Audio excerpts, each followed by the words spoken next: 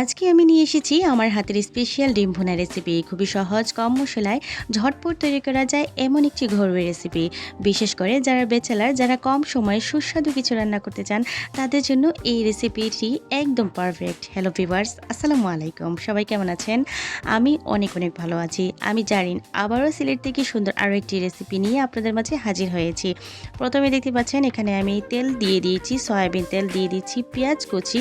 অবশ্যই পেঁয়াজটা ভালো করে কুচি করে দিতে হবে, তো একটু সুন্দর করে লাল হয়ে যাবে। আর সুন্দর করে আমি এখন দিয়ে দিলাম আর লাল লাল করে ভেজে নেব। আমার ইউটিউবে ছোট ভাই আমাকে অনুরোধ করেছিল একটা সুন্দর ডিম ভুনা রেসিপি নিয়ে আসার জন্য। তো তার চ্যানেলের নাম হচ্ছে Sabbir study and life, Mohammad Sabbir Hasan. ভাইটি আমাকে অনেক ভালোবাসে, সে আমার প্রতিদিনই আমার ভিডিও দেখে। তো ছোটো ভাই আমাকে অনুরোধ করেছিল আপু সুন্দর করে ডিম ভুনা রেসিপি দেখানোর জন্য, তাই আজকের এই ভিডিওটি তার জন্য স্পেশাল আর আপনাদের সবার জন্য ভালোবাসা থেকে বানানো। ভিউয়ার্স, কথা বলতে বলতে এখানে আমি একটু আদা বাটা দিয়েছি রসুন বাটা। এখন দিয়ে দিচ্ছি আমি এখানে হলুদ গুঁড়ো এবং মরিচ গুঁড়ো, ধনে গুঁড়ো, জিরে গুঁড়ো। অবশ্যই মশলাগুলো খুব পারফেক্টভাবে দিতে হবে। তো আমি এখানে কম ডিম রান্না করছি, সেজন্য মশলাটা একটু কম দিচ্ছি। আপনারা চাইলে আরও বেশি করে মরিচ গুঁড়োটা দিতে পারেন যারা ঝাল লাভার। এখানে আমি লবণটা পরিমাণ মতো দিয়ে দিচ্ছি আর মশলাটা এখন ভালো করে কিন্তু আমি কষিয়ে নিব। এই রেসিপিতে খুব বেশি উপকরণ লাগে না, রান্নার ঝামেলাও নেই। কম তেল, কম মশলায় কিন্তু স্বাদে অসাধারণ। গরম ভাত, রুটি বা খিচুড়ির সাথে পরিবেশন করলে একদম জমে যাবে। আমি সবসময় চেষ্টা করি এমন রেসিপি দিতে যা ঘরোয়া, সহজ এবং সবাই বানাতে পারে। আমার রান্নার স্টাইল খুব সাধারণ কিন্তু ভালোবাসা দিয়ে অনেক ভরা। এখন কথা বলতে বলতে আমি দিয়েছি পানি, আর পানিটা আমি এখানে গরম পানি ইউজ করেছি। দিয়ে মশলাটা কষানোর জন্য একটুখানি পরিমাণ আমি পানি দিয়েছি। আর এই স্পেশাল রেসিপিটা আমি আমার আব্বার থেকে শিখেছি। এই রেসিপিটা আমার আব্বা এভাবে খুব সুন্দর করে বানাতেন। আব্বার হাতের প্রত্যেকটা রেসিপি আমার কাছে খুবই ভালো লাগতো। তো এখন দিয়ে দিচ্ছি টমেটো কুচি। অবশ্যই টমেটো কুচি দিলে খুবই ভালো লাগে, আপনারা চাইলে স্কিপ করতে পারেন। আর টমেটোটা দিলে মশলাটা একটু ভারী হবে, ঘন হবে এবং একটু চড়চড়া টাইপের হবে।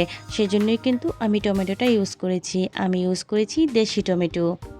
তো আমার ইউটিউব চ্যানেলে আমার সাব্বির একটা ছোট ভাই আছে, সে সব সময় আমার রেসিপিগুলো খুব বেশি পছন্দ করে। আর সে কিন্তু খুব সুন্দর করেও রান্না করে, একা নিজ হাতেই রান্না করে। সেজন্য আমার রেসিপিগুলো সে ফলো করে। খুব অত্যন্ত ভালো লেভেলের একজন ছেলে, খুব ভদ্র এবং শিক্ষিত। সে এইবার অনার্স ফার্স্ট ইয়ারে পড়ে। আমার কাছে খুব ভালো লাগার একটা ভাই সে প্রত্যেকটা কারণে এবং প্রত্যেকটা কাজে খুব ভালো এবং খুব ভদ্র। এখন আমি দিয়ে দিচ্ছি আগে থেকে ডিম সিদ্ধ করে রাখা, তারপর এভাবে একটু কেটে দিয়েছি। আমি ডিম ভুনা করলে ডিমটা ভেজে দিই না, আমার কাছে ভালো লাগে না।